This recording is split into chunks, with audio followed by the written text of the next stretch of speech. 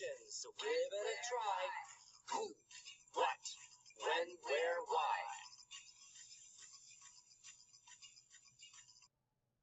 The presentation today focused on the Costa's levels of questions and student engagement by blending Costa and Bloom's taxonomy.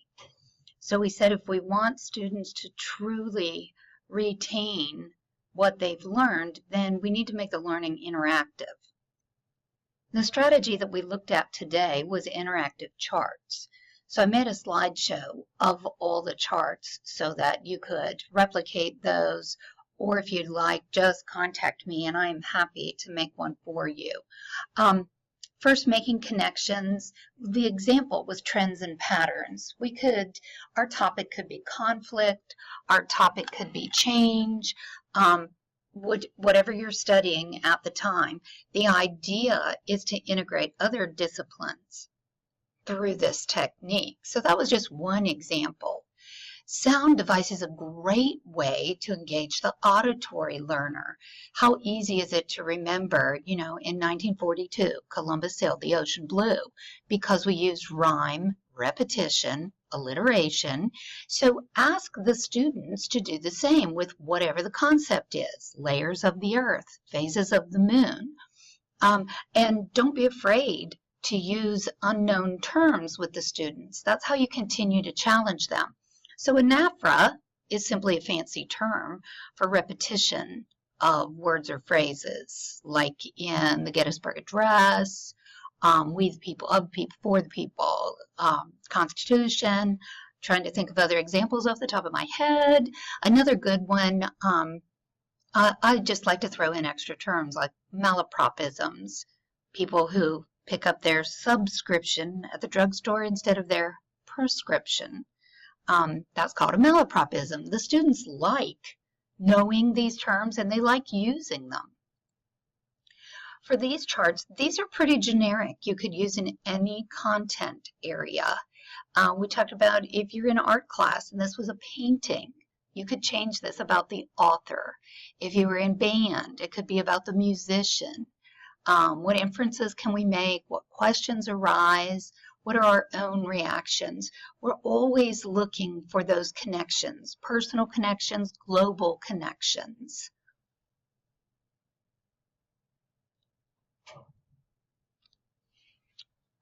These charts are simple implementation, strict content for math, content for social studies, choice charts.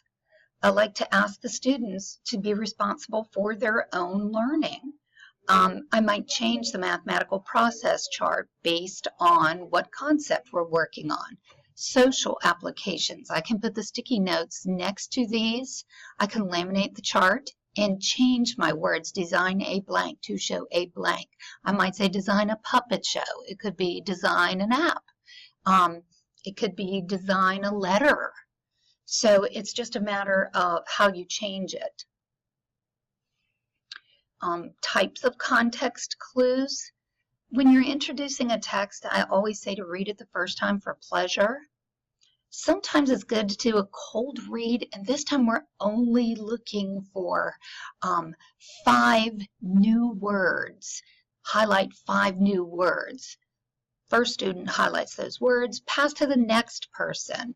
Find synonyms for the 5 words. Pass to the next person. The next person has to find antonyms for the words. Pass to the next person at the table. What are some specific examples from the text? Now, what is the definition? And then finally, I would add to the bottom of the chart, make a connection. Connect to self, connect to text, connect to the world, a current event. The same for the responsive reading. Figurative language. I loved incorporating figurative language with math. Linear equations. Write a simile for a linear equation. What's a hyperbole for angles? And sometimes I had them just include the word oxymoron in their word problem. Other times they had to actually comprise one on their own. a great chart for informational texts. Predict, connect, imagine. I cut apart the text and give different students in the group different passages to read and give them a different assignment. Number these. Number 1, predict. Number 2, connect. Pass it around. Change the job for the chart before you use it twice. That keeps it fresh. It keeps it interactive. Keeps the kids challenged and interested. App that, we just made this up. I know I've told you many times about our little paper tree we had on the wall with a basket of die-cut apples, and we said take a bite, B-Y-T-E, out of the technology tree. And each time we learned a new piece of technology, we wrote it on the apple, hung it on the tree, and took time to investigate and decide how we could apply that. So ask the students, find an app for predicting change. Find an app that can teach dependence. I mean, these are like higher level tasks that really cause the student to take time to ponder and plan. Evidences. We need more evidences. Just be wary. This would be one of your charts you might use when you're in the gathering stages. You're gathering that information. As you move from that, certainly justifying would be processing the information. Relationships matter. So relate this. Here's where your connections come in. And sometimes, you know, we have a hard time incorporating data, global, character ed, connections in every single lesson. But if you have these charts hanging on wall or a variety, it's easy to glance over there and remind yourself, remind the students. The students will say, hey, you know what? I can make a connection to something that I learned in another class. And also, too, I think it's important, if you look at that second chart, to teach the students how to respond to reading. So often we ask kids to read something, and they do. They truly have read the information, but, you know, they're kind of daydreaming while they're reading. They're multitasking just like we are.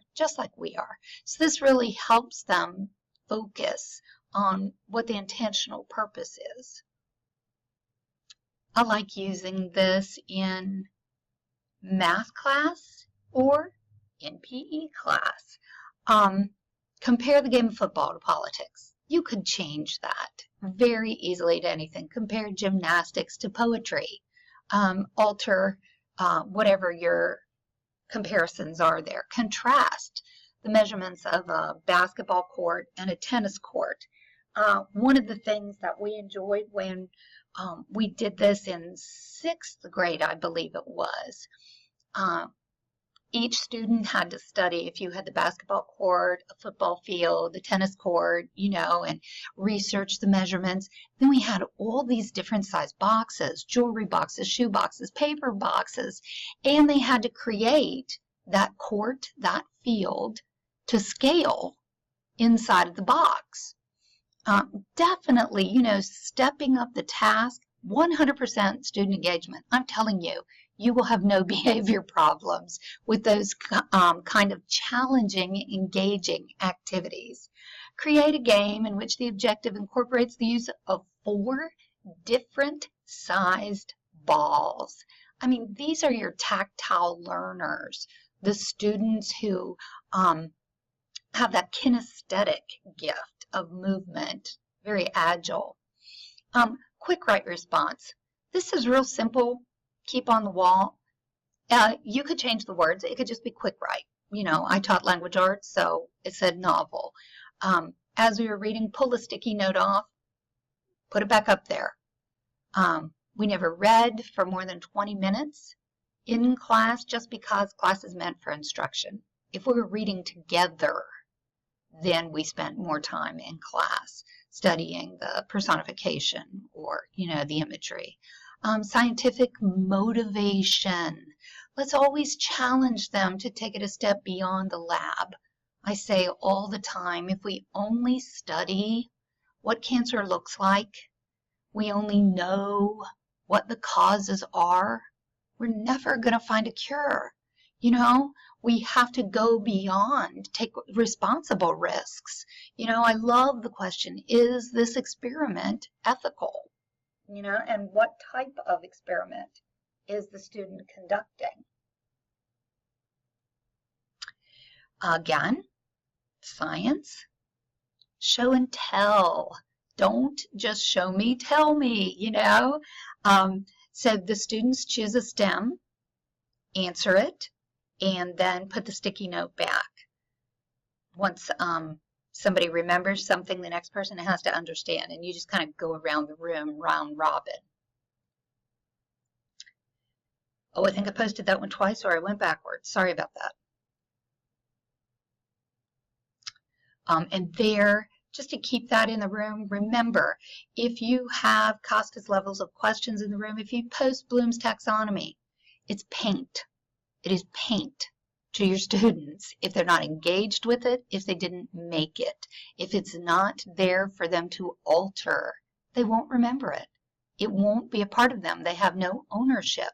So sometimes after we've read a text, after we've learned a new skill in math class, after we've studied a new country in social studies, or music, learned about a new painter in art class, each student has to choose a different word, okay, and use that in a sentence. So if I said, define altruism, that's my exit ticket today.